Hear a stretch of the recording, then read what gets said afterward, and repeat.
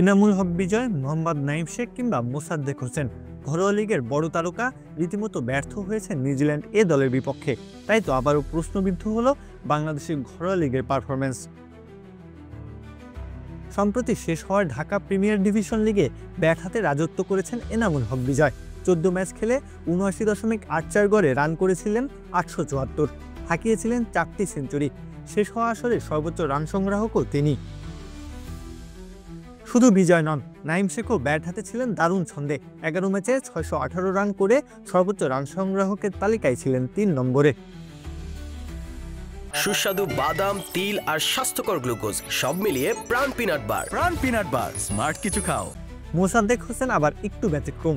শুধু ব্যাট হাতে 487 রানই করেননি, টুর্নামেন্টে 30 উইকেট নিয়েছিলেন সর্বোচ্চ উইকেট শিকারী।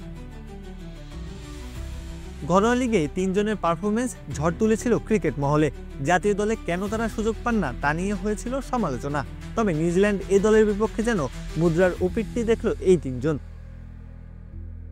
প্রত্যাশার জায়গাটা ছিল অনেক বড়, তবে আশার আগুনে যেন জল ঢেলেছেন তারা। ব্যর্থতার সর্বোচ্চ চূড়ায় রয়েছেন নাইম শেখ। 3 ইনিংস মিলিয়ে করেছেন মাত্র 62 রান। অন্যদিকে সতীর্থ এনামুল হক বিজয়েরও রাস্তা গিয়েছে নাইম শেখের পথ ধরেই। 3 ইনিংসে মোট রান মাত্র ৭৯। ডিপিএল এর বোলারদের উপর ছড়ি ঘোরানো এই ব্যাটারের এক ইনিংসের সর্বোচ্চ রানটাও ৩৯। আবাহনীর হয়ে মোসাদ্দেক মিডল অর্ডার সামলেছেন একা হাতেই। প্রায় 500 এর কাছাকাছি রান করা এই ব্যাটার নিউজিল্যান্ডের বিপক্ষে 2 ইনিংসে করেছেন মাত্র 17 রান। তাই তো প্রশ্ন আসতে পারে, ডোমেস্টিক সার্কিটে দাপিয়ে বেড়ানো এসব ব্যাটাররা জাতীয় দলের আশেপাশে গেলেই কেন ব্যর্থ হন? উত্তরটা ঘরোয়া লিগের মান কখনোই মানসম্মত নয়।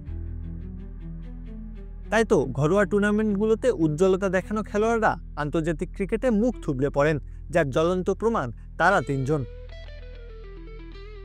প্রত্যহ কাব্য, খেলা ৭১।